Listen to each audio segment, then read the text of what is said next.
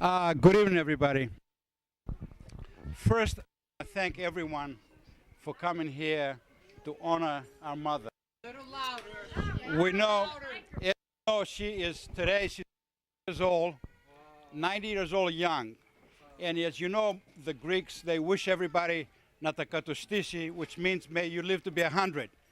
But I think in my mother's case, I think we better call it like may you be like at least 120, because 100 is right around the corner, okay? So what I like to do tonight is I like to talk a little bit about her biography. I like to, especially some relatives and young people, know a little more about Yiayia. Everybody's working so hard in this country. We work so hard, always running. We never take time to ask questions until it's too late. And then we say, why didn't we ask this before they're gone?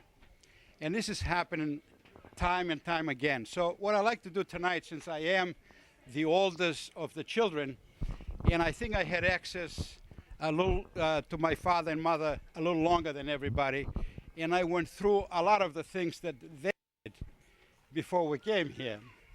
She was born in 1915, and my father was born at the same time. They lived next door to each other, and they fell in love early. And things were just getting very, very difficult because of the time. I'm gonna be fine. So they lived next door to each other. And my father was telling me, he says, I loved her the first time I saw her, and they were just babies. So my mother went to school because she loved school.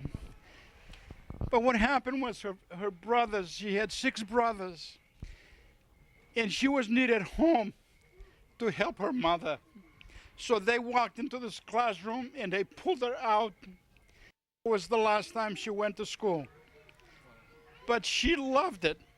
Now, as you know, we Greeks have this gift that not too many people know, and that is we're storytellers.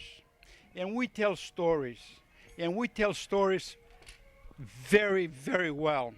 Now, if you can think about Homer, who wrote the Iliad 600 years after the fact, and he was so precise, he was so smart, and he was able to tell details that to this day, a lot of philosophers, they can't understand how could this man do it. But you know something? That is in our genes. I believe this. I believe this because when I was talking to my father as I was getting older, he used to tell me stories. And I would say to him, tell me a little bit about Albania. And he'd say, you know, it was April 20th.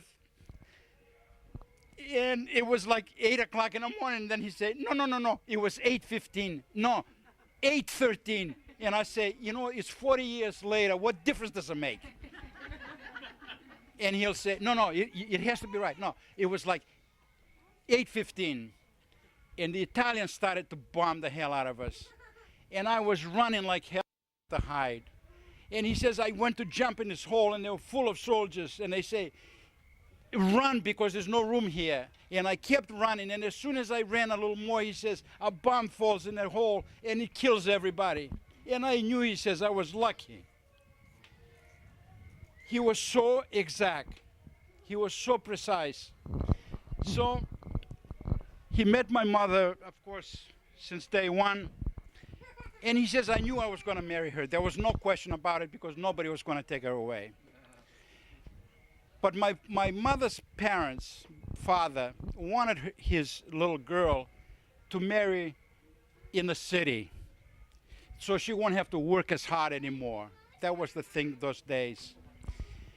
And he says, when I was 19 years old, and he gave me again the time and the minute, he came home from working in the farms, and in the cafeteria, he saw his future father-in-law and brothers talking to some strangers that he didn't recognize.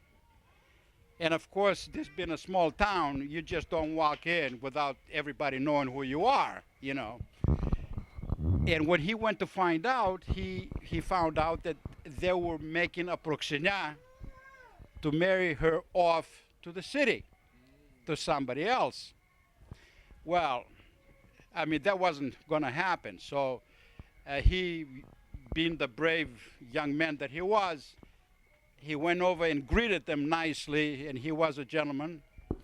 And he says, what is going on here? And they say, oh, Stanasi, you know, this is so-and-so from Trikala, and we're going to marry her to... And he says, you are? He picks up and he said to them, if you don't get the hell out of here within minutes, I am going to kill you, because that woman belongs to me. And they didn't know what to say. They got up and they ran. And that was the last time anybody tried to marry Demetrula because of my father. So they went through the Depression. They went through the hard times. They got married in 1935. My father was drafted in the army, and he was gone for 13 years. And he was fighting, and he was, you know, this is the most innocent people. These poor Greeks, they had no political affiliation. They didn't know who the hell Hitler was. They didn't know who Mussolini was. All they knew is they wanted to support their families, and they wanted to be free. And this is what happened. He went to Albania. He fought the Nazis. He fought the Italians. He came back. No sooner he was out a few years, they called him back, because the country was so poor. It was so devastated by the war that the communists, they were ready to walk in and take over. And the only people they could rely on was people like my father and people like him. So they called him back. And he served until 1948, until my brother Peter was born. And when he was born, the law was then that if you had a fourth child as a soldier, they're going to do you a favor and let you go. And that's what happened. By then, we had lost everything. The home was burned. We lost everything. What the hell? We didn't have much to begin with, but it was gone. And thank God that his brother, my Uncle Louis, I don't know why, he found it in his heart to send us the papers to come here. But we couldn't come as a whole family. It was too many people. So we came here with my father and my sister Jean. And 3 years later, my brothers and his sisters came. Excuse me, this is terrible. And we've been working hard. This poor woman, she worked in a factory. She worked at home. How did she do it? I don't know. I know that a supervisor said to somebody who spoke English, tell her to slow down because she's burning up the machine in the shoe factory. She is calling the mechanic over too much because she was working the machine so fast it was burning in the shoe factory. So what do you think she did? She brought her own tools and she was fixing the machine. And that's how she did it. So it was hard work. She was, what can I tell you, just a wonderful woman. The other thing is, and I'm going to backtrack.